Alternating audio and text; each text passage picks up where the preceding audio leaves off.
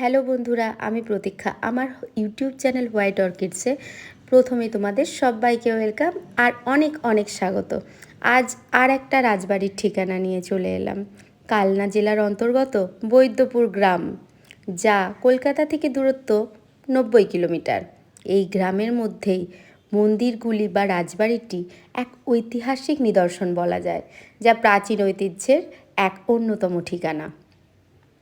এই রাজবাড়ি শোনা যায় নাকি 435 বছরের পুরনো এবং এখানে দুর্গাপুজো বহু প্রাচীন।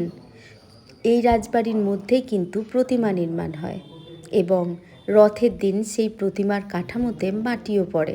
তারপর শুরু হয় পুজোর প্রস্তুতি।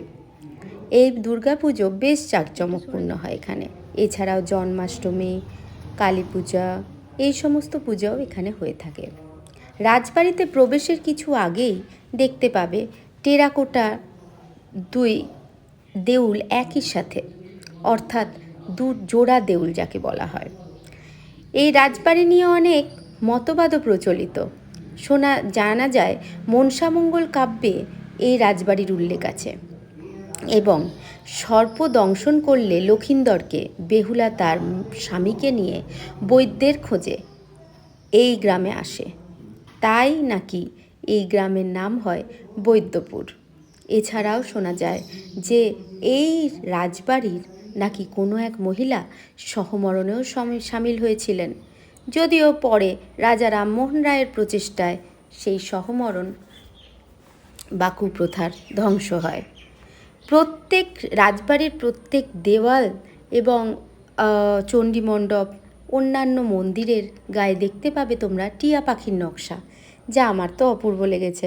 প্রধান ফটকের বাইরে দেখতে পাবে এক গণেশ মূর্তি। রথের মেলা এখানে বেশ জাঁকজমকপূর্ণ হয়। এই রাজবাড়ির কাছাকাছি গোপালদাসপুর, যেখানে রাখাল রাজার মন্দির, যা নিয়ে ভিডিও আমার চ্যানেলে আগেই আপলোড করা আছে, তোমরা দেখতে পারো। খুব সুন্দর জায়গা, আশা করি সব্বার ভালো লাগবে।